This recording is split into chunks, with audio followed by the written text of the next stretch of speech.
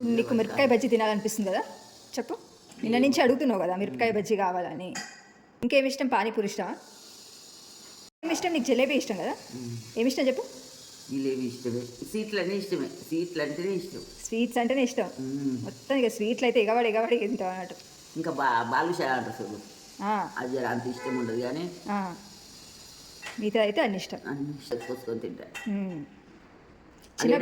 చిన్నప్పుడు తాత ఏ స్వీట్ తీసుకొచ్చేవాడు చెప్పు బాగా?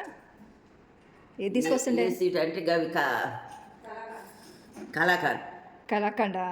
కలాకండ్ తెల్లగా ఉంటుంది చూడు, కోది తీసుకొస్తా. పెద్ద బ్యాగ్లో తెచ్చేది, అర్ధ కిలోనో. ఈ అందరు ఉండరు కదా పిల్లలు, 5 పిల్లలు 50 ఇద్దరు అని.